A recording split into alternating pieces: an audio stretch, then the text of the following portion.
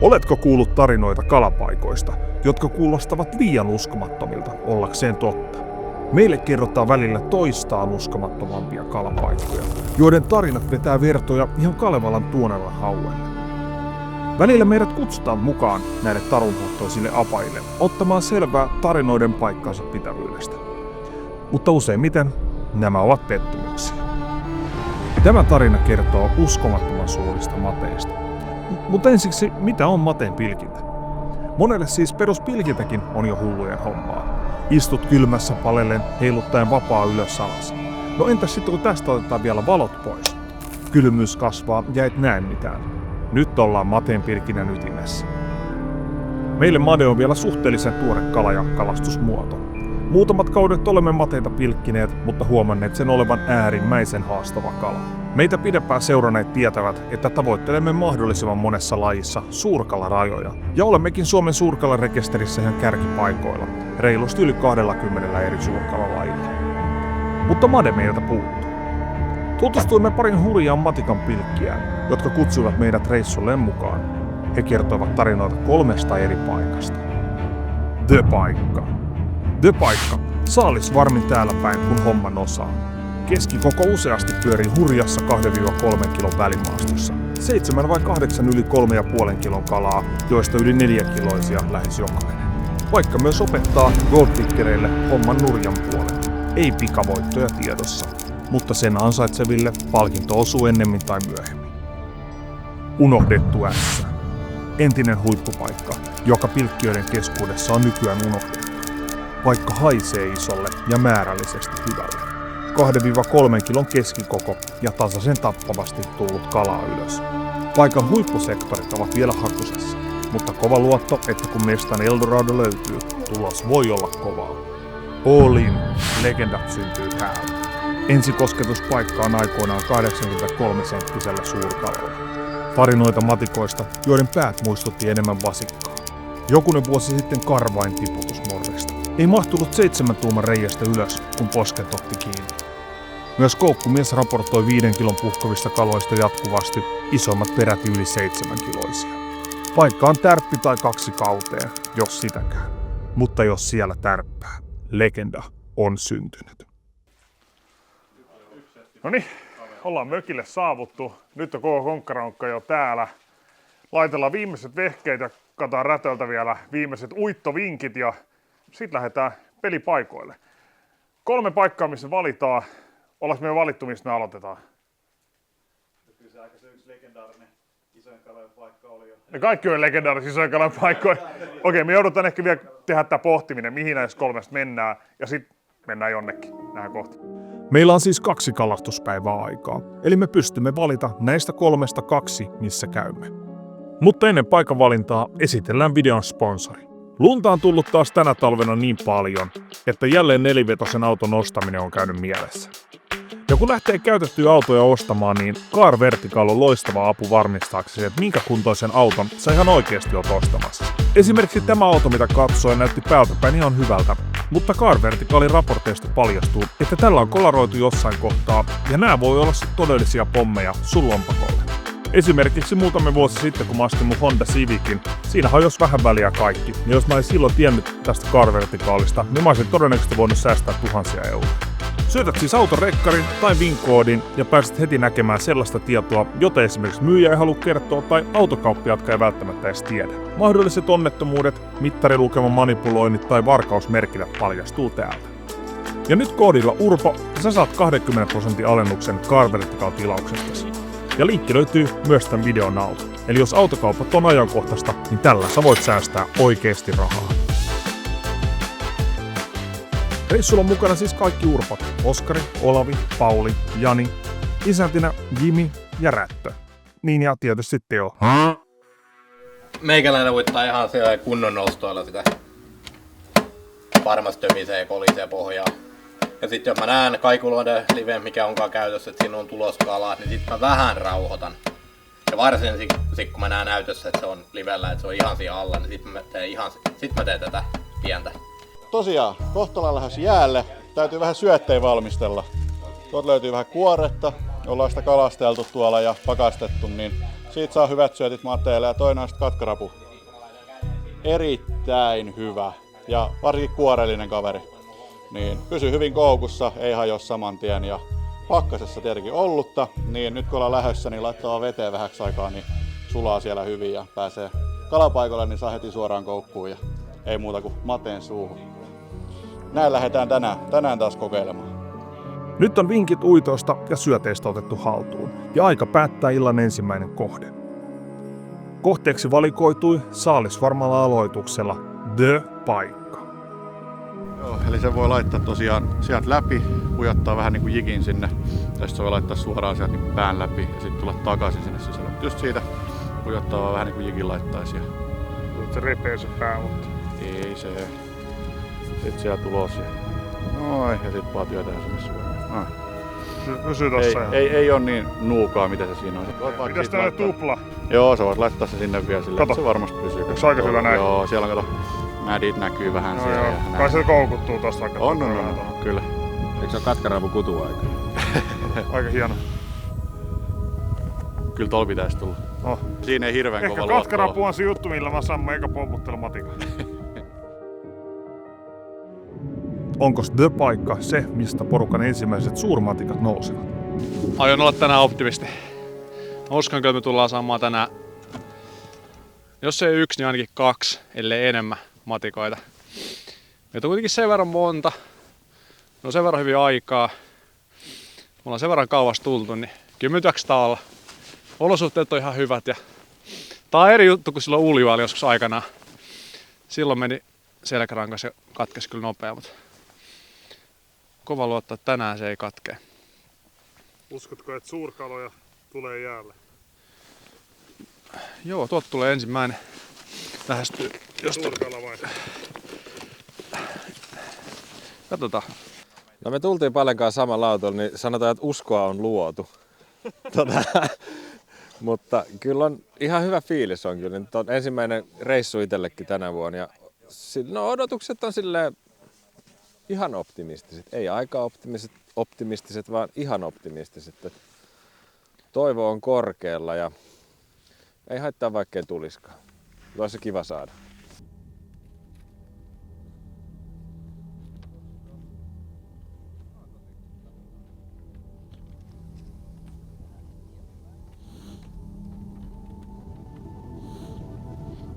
Pimeässä ja kylmässä sitä haluaisi mahdollisimman nopeasti jotain tapahtuvan, ettei usko lopu liian aikaisin. Mökillä oleva palju ja sauna vähän hotsittaa, että nämä kalat ja kalastus on mulle kyllä nyt sanotaan ihan vaan bonaria. Mä en ole ihan niin optimistinen kuin Pale. Et mähän veikkaan, että tää on sellainen reissu mitä yleensä. Et odotukset on korkealla ja puheet on kovia, mutta nollaa saa vetää. Mutta se ei haittaa. Siellä on sauna tuolla vähän pienen kävelymatkan päässä kohta lämmin ja palju on jo lämmin ja Amarone on pöydällä, niin hyvä tästä tulee. Se on ihan hirveä kala, mutta tossa se menee. Kato kuinka pitkä se. Ja tuo on haukipakka varmaan tai kuha. Toi on kuha, tuo on korkea todennäköisesti. Iso se on, metrin mittainen. Siis täällä, juu, toi on ihan hirveän kokoinen kala. Madettoja ei ollut kuitenkaan. Mä oon yllättynyt. Täällä on aika kylmä. Itekin piti laittaa takki päälle ja lämmittimet taskuun. Ja ei oo yksikään urpo ei oo vielä sanonut, että olisi selkäranka katkennut. Kyllä tässä vaiheessa on pakko nostaa jo vähän hattua. Jottei selkäranka katkea kylmyyteen, Oskari keksi, että lämmitellään mieliä mahdollisimman huonoilla madeaiheisilla puujalkavitseillä. Paskavitsi battle alkakoon. Maderykä menee. Tää on tämmönen tarinamuotoinen. Pauli ja Iiro meni kalaa. Iirolla on made kiinni ja se pääsee irti. 10 sekuntia sit Pauli huutaa reijät. Mä sain Iiron maden. Mitä mä sen nyt tajun? Iron Maiden. Iiron maden. Oskari, kerro vaan. Mikä on matikoiden kutubiisi? Minkä biisin tahti ne rakastelee? I was made for loving you, baby. Pistä samaa teemaa sulle takas. Kiven kovaa rockia takas. Se oli hyvä, että sä rokkasit mua takas. Vaikka paskat vitsit varmasti lämmitti mieltä, ensimmäinen adrenaliinipiikki saatiin, kun iso made kävi pyörähtämässä Paulin pilkillä.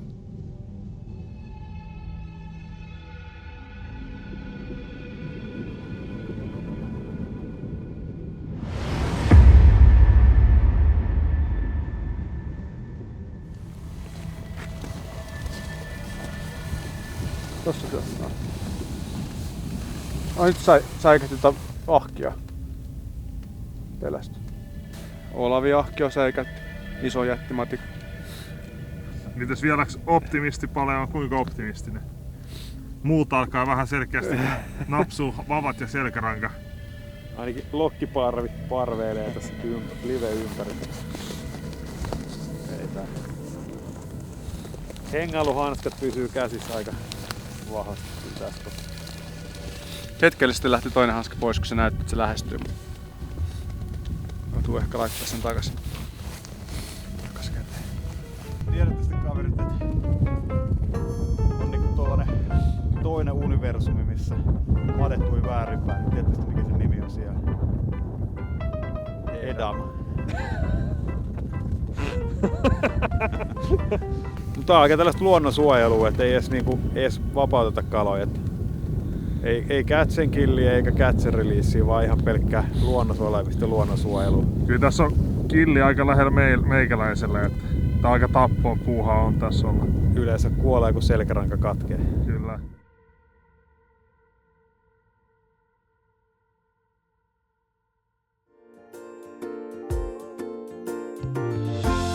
Kaveri laittoi just viestiä, ei ollut saanut sekään mitään. Se vähän laittoi sen piikkiin, että merivesi matalalla ja paskat paineet on ollut pitkään. Okei. Toivotaan, että joku muuttuisi tänään. Joo, ainakin nyt on silleen, jos katsoo, niin paljon kirkkaampaa kuin eilen. Kyllä. Eilähän se veti pilveteen niin illalla pois. En tiedä, voiko se vaikuttaa siihen jotenkin, mutta tuskin paineet ainakaan hirveästi muuttuu tänään. Tää on toki tällaista. Ajankohta valitaan ja sitten sillä mennään. Että... Kyllä. Kalaan mennään kuitenkin. Voi olla, että sitä kalaa ei näy, mutta sitten seuraavana päivänä oikeasti tapahtuu. Et katsotaan nyt, että tänään voisi olla se päivä, että nyt oikeasti on siellä tonteella. Et kuitenkin muutamia nähtiin, niin se on hyvin todennäköistä, että ne on ollut vähän jossain syvemmällä pyörimässä. Itse on korkeintaan yhden maden nähnyt per reissu ja lähtökohtaisesti ei yhtään madetta. Tää oli vaan silleen teille erittäin huono reissu, mitä ei tapahtunut, niin tää oli ihan arkipäivää itselle. Tää on tää lajihenki. Ja teillä kuitenkin sitten taas olette puhunut, että haluatte sitä isoa madetta, niin me pistetään kaikki siihen, että lähdetään sitä hakemaan tuolta. Oli niin, tulee iso tai sitten ei tule mitään. Joo, kyllä se on, tänään mennään all-in mestaan, ja jos varma paikka oli eilen noin vaikea, niin sen me mennään nyt sinne, me pistetään ne chipit sinne keskelle pöytää, lähdetään hakemaan sitä yhtä isoa kalaa, niin ainakaan meille mitään hävittävää. Sitä ei ainakaan voi jinksaa, se tulee olla vaikea paikka, jos me tavoitellaan oikeasti jotain niin ihan superkaloja.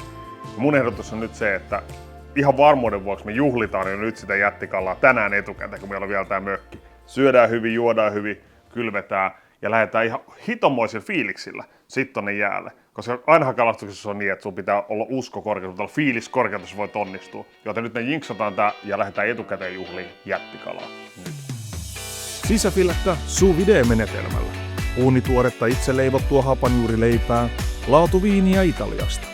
Jos näillä ei fiilis nouse edellisillan pettymysten jälkeen, niin ei millään.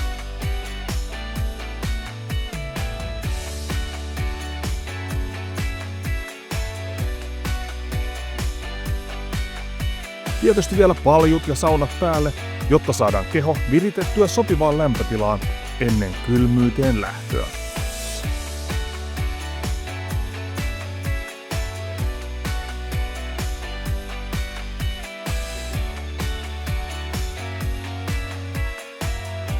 Sitten ollaan takas jäällä. Nytten homman nimi on All In. Me tultiin All Inin vuoksi jopa pikkusen aikaisemmin.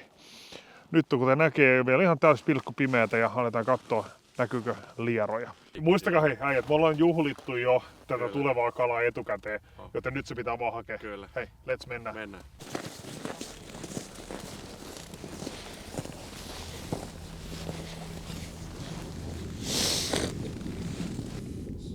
Aika iso.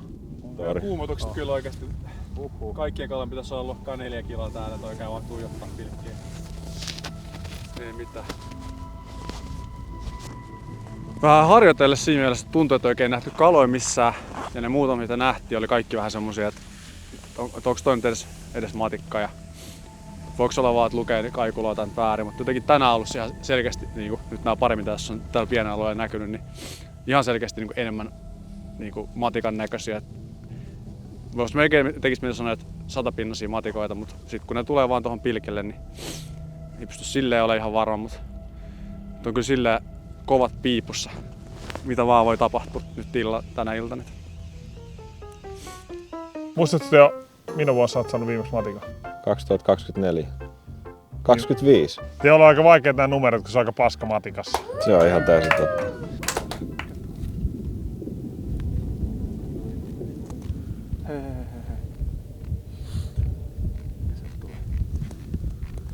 Yksittäinen kala vai pikkukala joku parvi? Se on varmaan yksittäinen kala. On se on muuten iso.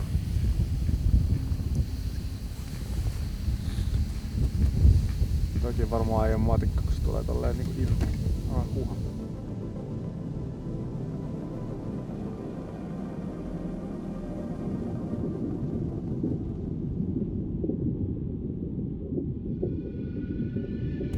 Eiks Paululla ole live? Sulla oli live? Joo. Teekö sinne joku 14 metriä reijä, sinne meni joku isompi kala, mikä se mahtoo olla? Siinä jossain 14.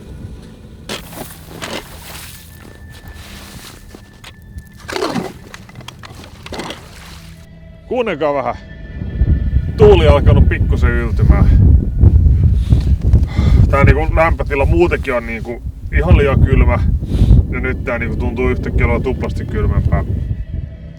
Mut vähän lämmitti mieltä tuolla äsken rätönnäytöltä. Tuli huutaa, Imi tuli kertoo meille jotain. Mitäs siellä näkyy? Joo, siellä oli sellainen karkeasti 80-senttinen made, mikä tuli ihan melkein reijän luokseen. Saatiin hyvät havainnot, mutta ei tullut tarpeeksi lähelle. Mutta kyllä tää toivoa herättää. Onko tuonne 80-senttinen made tänne Ollin paikkaan vielä ihan pienestä päästä? Näin on tarinat kertoo. Niin. Näin niitä legendoja synnytetään lisää. Että. Legendoista puheen ollen. Nyt ensimmäinen 100-varma suurkala näkyy myös Paulin kaiussa. Jättimäinen kala lähestyy Paulin pilkkiä.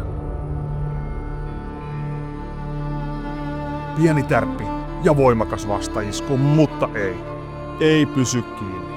Alkaa selkäranka katkea pikkuhiljaa. Alkaako? Kyllä se alkaa pikkuhiljaa. Alkaa kuulua sellaista narinaa täältä likamien välistä.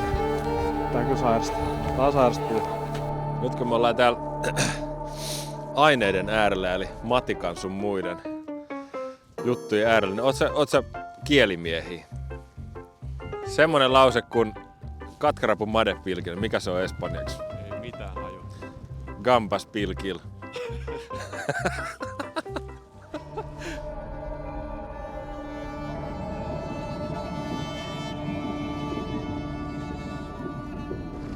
Haluatko oli purarei täällä takaa?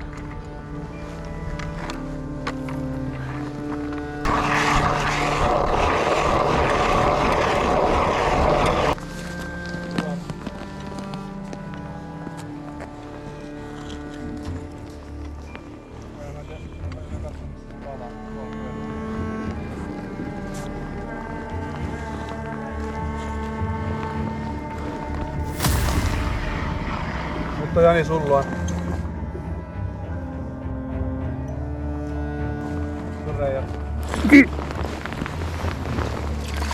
Hei!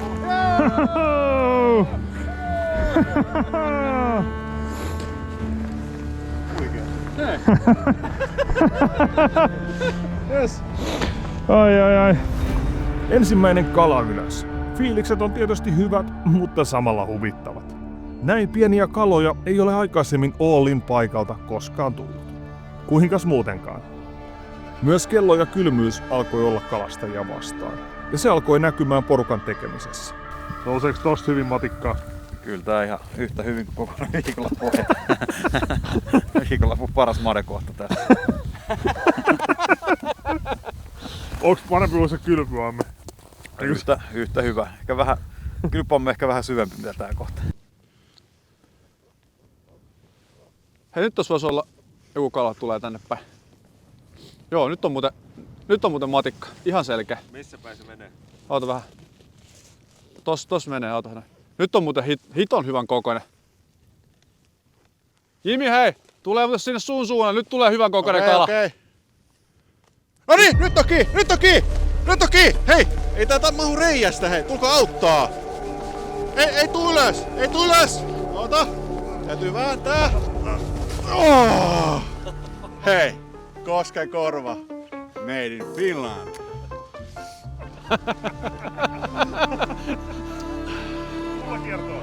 Jimin puujalka vitsi vei kyllä nyt paskavitsi battlen voiton.